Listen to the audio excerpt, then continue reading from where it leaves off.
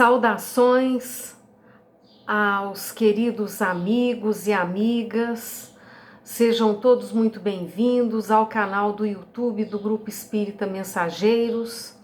Recebam o nosso fraternal abraço, desejando que a paz, desejando que o amor, que a alegria e a sabedoria de Jesus faça-se presente em nossos corações, em nossos lares, junto dos nossos familiares, hoje, amanhã e sempre. Queremos inicialmente agradecer a Deus, a Jesus, a espiritualidade maior, trabalhadora do bem, a espiritualidade amiga, trabalhadora do Grupo Espírita Mensageiros, aos nossos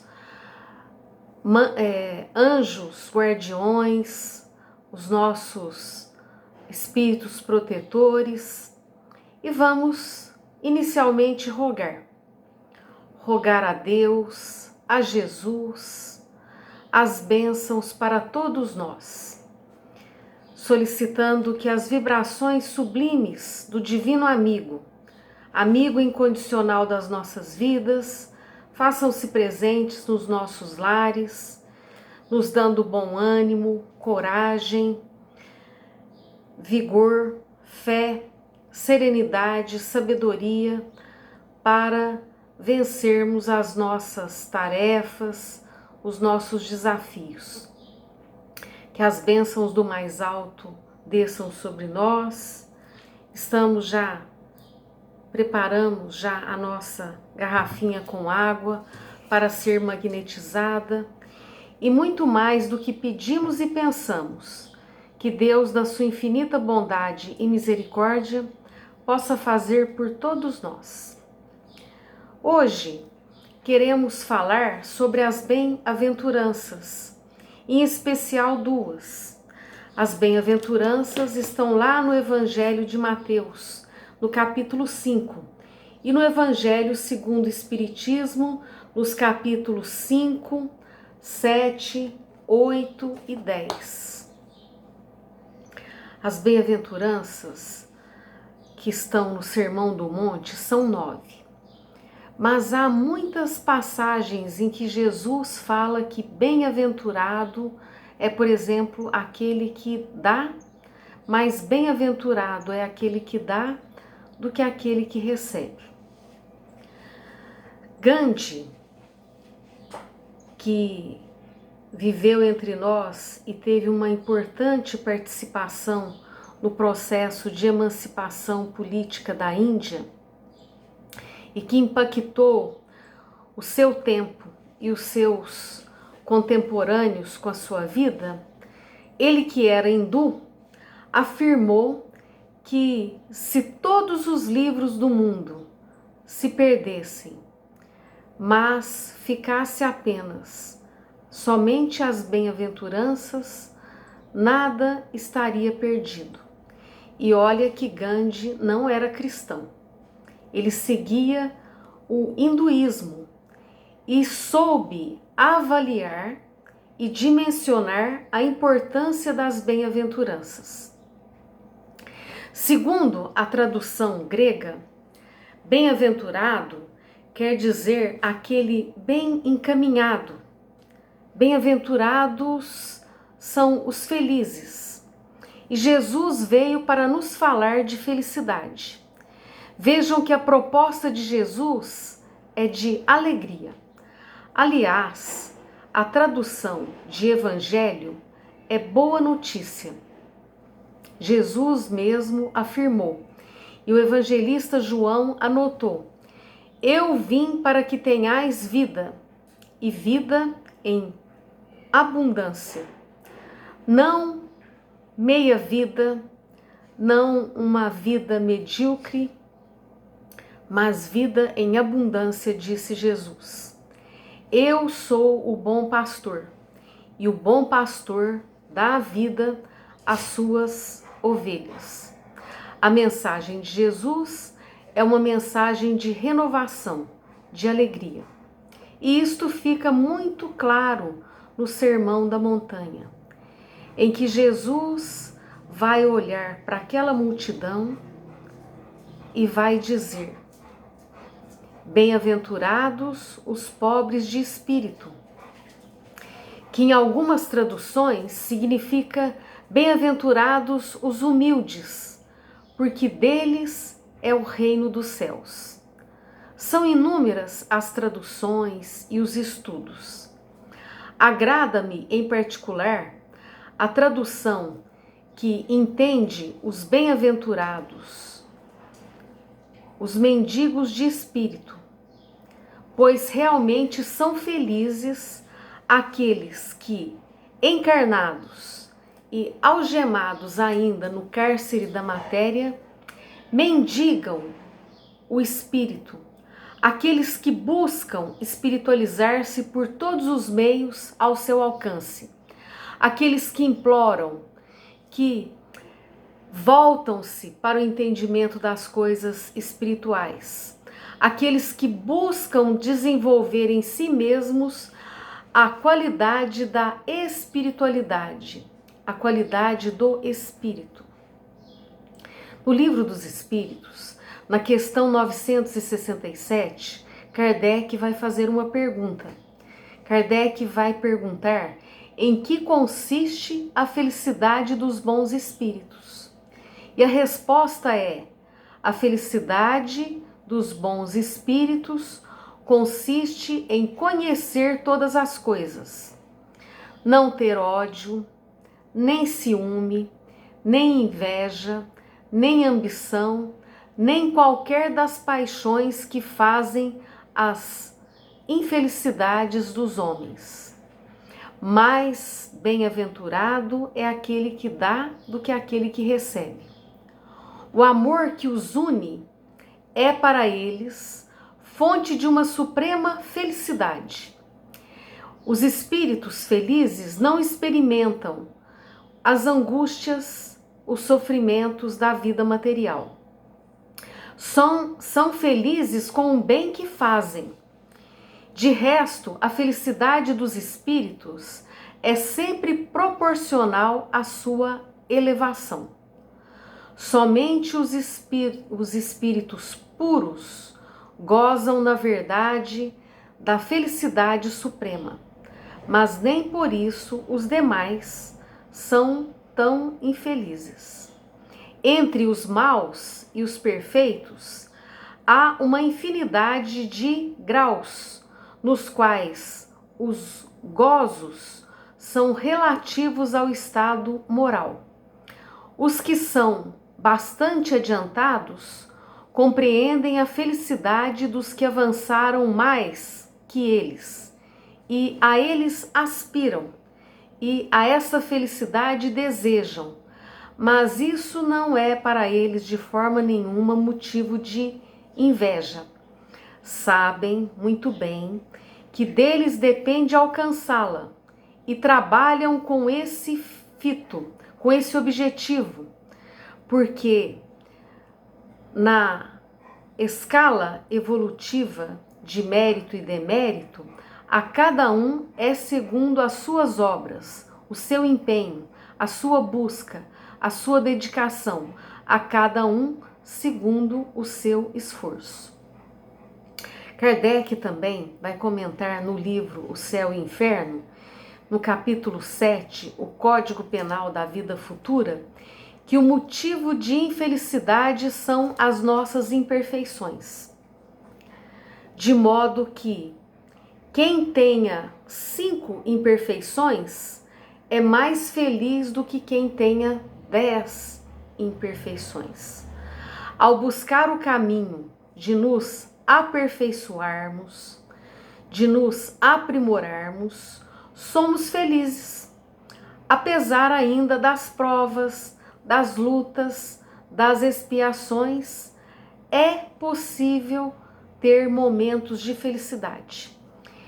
A felicidade é um momento entre duas dores, e mesmo na dor, aquele que tem uma visão mais dilatada do porquê está aqui, de onde veio, para onde vai, ele aceita as provações, as adversidades, com bom ânimo, com coragem, sem queixa. Por pobres de espírito, Jesus não entende os homens desprovidos de inteligência, não é isso, mas os humildes, aqueles que não se sentem melhores do que os outros e que buscam a Deus e querem colaborar na obra divina. Kardec vai falar do Evangelho segundo o Espiritismo sobre a missão do homem inteligente na Terra. E é interessante, eu escolhi duas citações. Uma atribuída a Louis Pasteur, que diz que um pouco de ciência nos afasta de Deus, mas muita ciência nos aproxima de Deus. Ou seja, aqueles cientistas que buscam de forma mais profunda, não superficial, aqueles que se devotam com sinceridade a entender o mundo, o universo, eles se dobram à grandiosidade desta inteligência que tudo criou. Como está na questão do Livro dos Espíritos, questão número 1. Que é Deus? E os Espíritos nos respondem que Deus é a inteligência suprema, causa primária de todas as coisas. E se pode constatar a existência de Deus por um axioma, uma lei que aplicamos na nossa Terra, que é que todo efeito inteligente tem uma causa inteligente. Então, esta ordem que existe no universo, essas leis que nos regem, elas são um indício da existência de um ser superior, inteligentíssimo, que tudo organiza. Francis Bacon, também filósofo, político e um dos fundadores do método dedutivo de investigação científica, afirmou que um pouco de filosofia leva o homem ao ateísmo, mas muita filosofia o leva à religião. Emmanuel disse que a ciência multiplica as possibilidades dos sentidos. Multiplica, aumenta. Vejamos que a ciência desenvolveu o telescópio para ver a distância, os planetas, e o microscópio para ver no mundo infinitesimal, no mundo invisível aos nossos olhos. A ciência possibilita isso, aumenta os recursos, as possibilidades dos sentidos. A filosofia aumenta o nosso raciocínio, os recursos do raciocínio, mas a religião é a força que alarga os potenciais do espírito. Voltemos a Kardec. Quando Jesus quis dizer que bem-aventurados são os humildes, os pobres de espírito, porque deles é o reino dos céus, Kardec diz que para Jesus ele coloca a simplicidade de coração e a humildade de espírito como um requisito para se alcançar maiores potencialidades e mais conhecimentos, né? Porque aquele que crê, que acha que tudo sabe, ele não se preocupa em aprender, em abrir-se, em aceitar o contraditório, em aceitar um pensamento diferente. Ele fecha-se na sua crença e acha que tudo está ali explicado, né? Deus pode ser visto nos princípios, nas leis que ele criou. Deus, em princípio, é lei.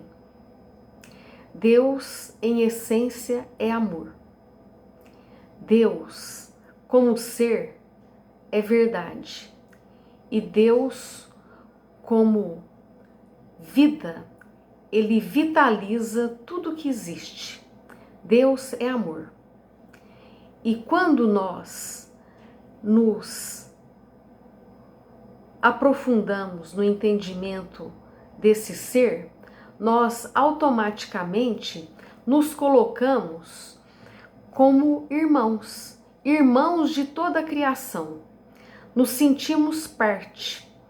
Isto é uma das qualidades do humilde. Ele se sente uma parte do todo, do conjunto. E diminui-se o seu ego. Kardec estuda várias bem-aventuranças no Evangelho segundo o Espiritismo. Mas nós gostaríamos de falar de uma que é muito importante também, que é os bem-aventurados, os misericordiosos, porque eles obterão misericórdia. Queremos falar um pouco das pesquisas mais recentes da neurociência, em especial de um médico, Dr. George Moll, e do Dr. Richard Davidson, psicólogo, neurocientista e geneticista. Estes dois médicos, a partir de estudos clínicos em pacientes com distúrbios neuropsiquiátricos e experimentos de ressonância magnética funcional, desenvolveram vários experimentos em que analisam o comportamento das pessoas dependendo de uma tomada de decisão. No meio acadêmico, o Dr. Moll é conhecido por suas pesquisas que abordam o julgamento e as emoções morais e as respostas do cérebro humano à generosidade. Em 2006, ele concebeu e conduziu um inovador estudo que analisou como o cérebro humano se comporta ao realizar atos de generosidade. Este estudo aconteceu nos Estados Unidos. O Dr. George Moll arregimentou voluntários e monitorou-lhes as zonas que se ativavam no cérebro e criou um experimento em que ele dava para esses voluntários uma nota de $100 e observava a reação que aquela pessoa tinha no cérebro. Em seguida, então, ele apresentava à pessoa vídeo institucional de instituições que ajudavam as pessoas, por exemplo, uma instituição de amparo a idoso, uma instituição de amparo a crianças e uma instituição de amparo a deficientes. E propunha àquela pessoa que ela doasse aquele valor que ela havia ganho e assim ele monitorava a região do cérebro que era ativada no momento em que o voluntário fazia a doação. Então, o Dr. George Moll observou que a região do prazer no cérebro aumentava significativamente. Ele verificou ali que doar era extremamente prazeroso. Ganhar era bom, mas doar aquele valor para uma causa nobre era mais prazeroso do que ganhar. Ou seja, fazer o bem nos faz bem. Então vejamos a profundidade dos ensinos de Jesus há 2 milênios atrás, que hoje são constatados pelas pesquisas de neurociência. Jesus afirmou: mais bem-aventurado é aquele que dá do que aquele que recebe. Mais bem-aventurado é aquele que dá do que aquele que recebe. O Dr. Richard Davidson continuou suas pesquisas. Ele observou que no hipotálamo, dentro do cérebro, esse hipotálamo funciona como uma pequena fábrica que desenvolve, fabrica vários componentes químicos. Estes químicos são fabricados dependendo das nossas emoções. Lembra-se daquele esquema? Quem planta um desejo, uma vontade, colhe um sentimento. Quem colhe um sentimento, quem planta um sentimento, colhe um pensamento. Quem planta um pensamento, colhe uma ação. Quem planta uma ação, repetidas vezes, colhe um hábito. Quem colhe um hábito vai colher, vai desenvolver um caráter, um temperamento, um destino. Então, olha só, começando da vontade, do desejo, do sentimento, do pensamento, da ação, hábito, destino. Voltemos lá ao hipotálamo, né?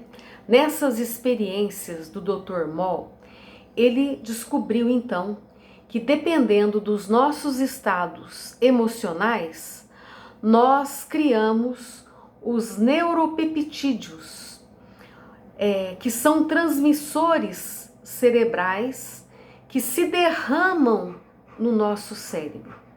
Descobriu-se também que esses neurotransmissores, eles se derramam na corrente sanguínea. Então, existem químicos que são produzidos no nosso cérebro quando nós temos emoções saudáveis, positivas, e quando nós temos também emoções negativas. E estes neuropeptídeos se derramam para todo o nosso corpo. Ou seja, quando uma pessoa fica com raiva, ela derrama na corrente sanguínea neurotransmissores que vão ali impactar todo o seu corpo. Se uma pessoa fica triste, não é só o cérebro que fica triste, todo o corpo fica triste. Descobriu-se então em 2007 que estes neurotransmissores, estes peptídeos se derramam por toda a corrente sanguínea. Então, quando você sente tristeza, seu cérebro fica triste. Mas não só o seu cérebro. As células do seu sangue, elas levam esses neurotransmissores para o seu fígado, para o seu estômago, para todo o seu corpo. Ou seja, as emoções vão impactar todo o nosso corpo físico. Daí vale lembrar aquela frase antiga: corpo são, mente sã. Mente sã, corpo são. E dependendo desses neurotransmissores que nós produzimos, nós podemos melhorar o nosso sistema imunológico ou fragilizá-lo. Dependendo das emoções que alimentamos com o pensamento, nós vamos contribuir para a nossa saúde ou para a nossa doença. É isso que verificou-se nesses estudos muito importantes de neurociência. Porque antes achava-se que o DNA comandava todo o processo. Hoje já se sabe que o DNA, ele tem sim a sua importância, mas o processo, o como vivemos e como nos relacionamos com o ambiente vai influir muito na nossa saúde ou na nossa doença. Criou-se até uma nova especialidade de estudos, a epigenética, que nos fala de que o nosso comportamento, a nossa postura diante da vida vai determinar o nosso estado de vitalidade, de saúde ou de doença. O Dr. George Moll, em seus estudos, concluiu que somos programados geneticamente para sermos cooperativos, que quando nós cooperamos, que quando nós agimos no bem, nós nos sentimos bem. Nós nos sentimos fortalecidos. O nosso sistema imune aumenta inúmeras vezes. Então, fazer o bem nos faz bem. Cultivar as virtudes que Jesus colocou no Sermão da Montanha, que são virtudes altamente evolutivas, vai nos fazer um enorme bem. Então, vejamos a lógica que Jesus já deixou há 2000 anos. Bem-aventurado é aquele que cultiva as virtudes. Bem-aventurado é aquele que se liga a Deus e procura, na sua vida, ter um roteiro baseado nas instruções do Cristo, o nosso mestre por excelência e médico de nossas almas, psicólogo por excelência. Jesus nos trouxe a mais alta filosofia, a mais alta ciência do que se tem notícia. Jesus nos trouxe a mais alta psicologia e nos deixou o roteiro para podermos desfrutar de certa felicidade aqui em vida. Portanto, sentimentos bons de paz, de pacificação, de afabilidade, de ternura, de compaixão vão impactar de forma muito positiva a nossa saúde.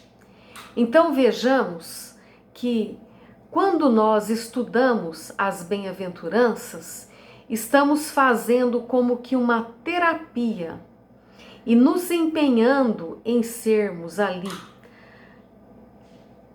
humildes, misericordiosos, pacificadores, em sermos puros de coração, não julgarmos os outros, em aceitarmos com resignação as aflições, que é uma das bem-aventuranças que Kardec vai estudar no Evangelho segundo o Espiritismo, no capítulo 5, bem-aventurados os aflitos. Quando nós nos empenhamos em sermos hoje melhores do que ontem e amanhã melhores do que hoje, procurando seguir o exemplo do Cristo, modelo e guia, nós podemos alcançar, sim, no nosso estágio evolutivo, um estado de felicidade, um estado de conexão com Deus, com Jesus. E quando nós exercitamos a compaixão, a misericórdia, o bem, nós somos também amparados, assistidos e compensados pela espiritualidade maior, pelas correntes do bem que nos regem, pelas correntes de amor. Somos assim abençoados e nos sentimos bem. O bem sempre será motivo de alegria e de felicidade para nós. O mal que porventura nos façam não nos faz mal. O mal que nos faz mal é aquele mal que fazemos aos outros. Este sim nos faz mal. Então, meditemos.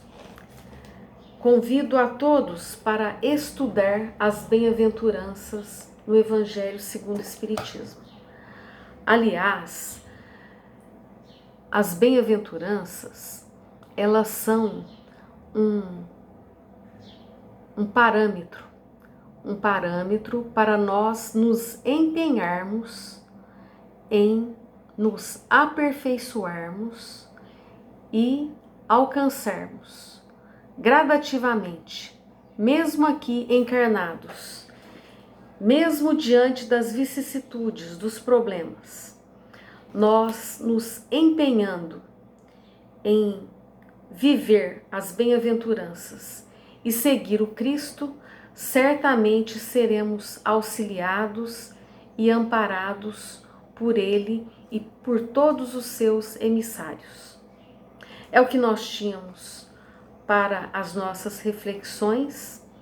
Deixamos aqui o nosso abraço fraternal a todos e que possamos perseverar na prática do bem, do amor ao próximo, da melhoria de nós mesmos, perseverar com paciência, com bom ânimo e com coragem, que muito mais rapidamente do que imaginamos, se Deus quiser, logo estaremos juntos presencialmente.